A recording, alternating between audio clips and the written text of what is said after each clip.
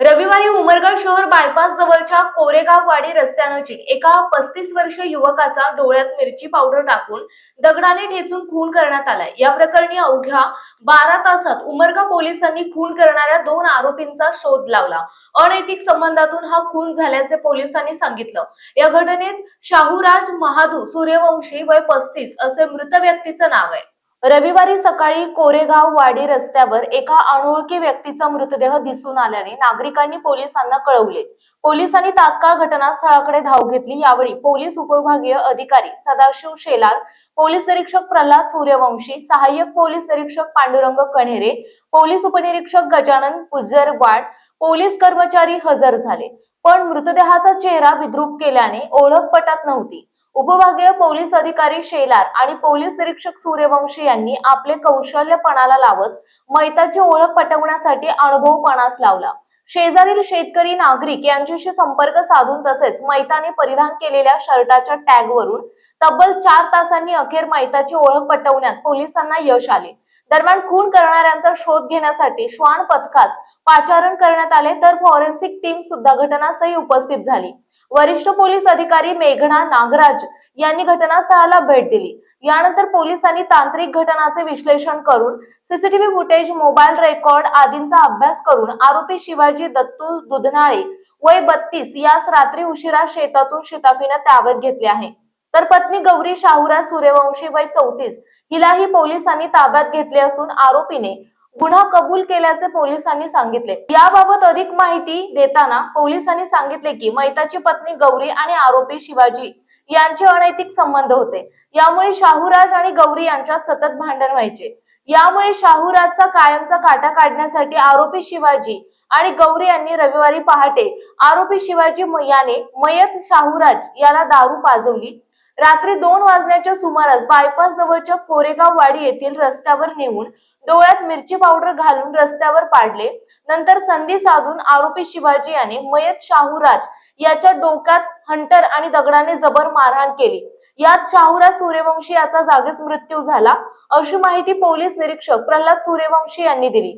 दिनांक 4 जानेवारी 2026 रोजी सकाळी 8 वाजता आम्हाला माहिती मिळाली की कोरेगाव वाडी इकडे जाणाऱ्या रस्त्यावर एक मैताची बॉडी रक्तानं माखलेली पडलेली आहे।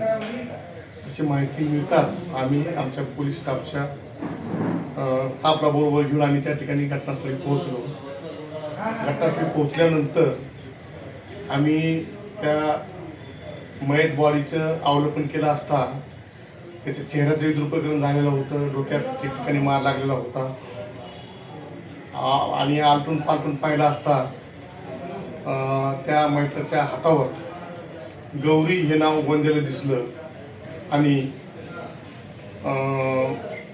त्याच्या शर्टवर SK असा टेलर मार्क दिसला।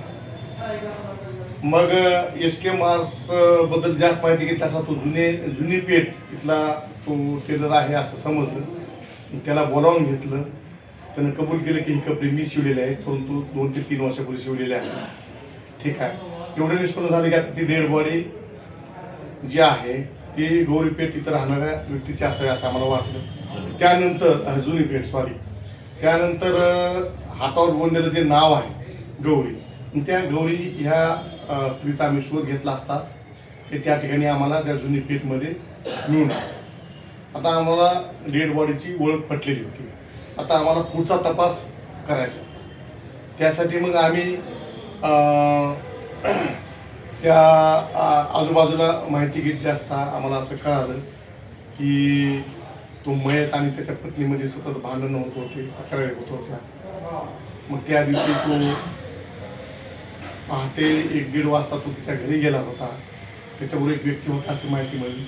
मग त्या अनुषंगाने आम्ही CCTV फुटेज वगैरे चेक केले आणि त्याच दरम्यान आम्ही आमच्या फोरेन्सिक लॅबची टीम आहे, डॉग स्क्वॉड आहे, फिंगरप्रिंट एक्सपर्ट आहे, त्यांना त्या ठिकाणी पाचारण केलं। त्यांचं तिकडे ते काम चालू होतं। आम्ही या ठिकाणी इकडं कशामुळं ह्याचा खून झाला असा या माध्यमातून आम्हाला 2-3 गोष्टी समोर येत होत्या। एक तर त्या भावाभावामध्ये प्लॉटचा वाद चालू होता, दुसरं त्या महिलेचे अनैतिक संबंध आहेत असं त्या मैताला माहीत पडल्यामुळं तो वारंवार त्याच्या बायकोला मारहाण करत होता. मग आम्ही त्या माध्यमातून तपास करणं सुरू केलं. त्या मैताच्या महिलेच्या दोन्ही भावांना आम्ही पोलीस स्टेशनला आणून चौकशी केली. तसंच मैताच्या भावांना पण आम्ही चौकशी केली. आम्हाला त्यात काही थोडं म्हणजे निष्पन्न दिसून आलेलं नाही. त्यानंतर आम्ही तो मोबाईल वगैरे जप्त केले, मैताच्या बायकोचे, मैताच्या मेहुणीचे, तसेच मैताचा पण मोबाईल आम्ही त्याचा नंबर हस्तगत केला, CDR काढले आणि मैताच्या बायकोचा मोबाईल डिस्प्ले फुटला असल्यामुळं तो नवीन आम्ही त्याच्यामध्ये दुरुस्ती करून त्याच्यानंतर पाहिला असता त्याच्यामध्ये त्यांचं आणि एका इस्माबरोबर ह्याचा वारंवार संवाद झालेला दिसून आला. तो एक दिसून आला आणि त्याचबरोबर आम्ही CCTV फुटेज पाहिले होते. त्या CCTV फुटेजमध्ये त्या घटनेच्या दिवशी त्या महिलेचं आणि एका इस्माशी बोलणं झालेलं आम्हाला दिसून आलं आणि त्या महिलेला विचारून त्या व्यक्तीची आम्ही ओळख पटवली.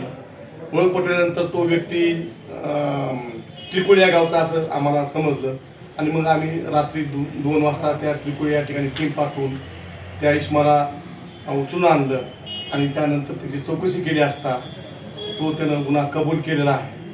आता हे सर्व होत असताना आम्ही वेळोवेळी आमचे माननीय SDPO साहेब, उमरगा शेलार साहेब यांचं मार्गदर्शन घेतलं. तसंच वेळोवेळी वरिष्ठांना आमचे SP मॅडम आहेत, ॲडिशनल SP मॅडम आहेत, त्यांना माहिती देऊन त्यांचं पण मार्गदर्शन घेतलं आणि या पूर्ण तपासामध्ये आम्हाला माझे पोलीस अधिकारी कर्मचारी यांचाही सहभाग मिळाला. त्यात विशेष करून API भराटे साहेब आहेत, API कनेरे साहेब आहेत, पुन्हा PSI पुजरवाड आहेत, हेड कॉन्स्टेबल ओव्हळ आहे, हेड कॉन्स्टेबल कानगुलवार आहे, पोलीस नाईक कावळे आहेत, पोलीस नाईक इम्रान शेख आहे.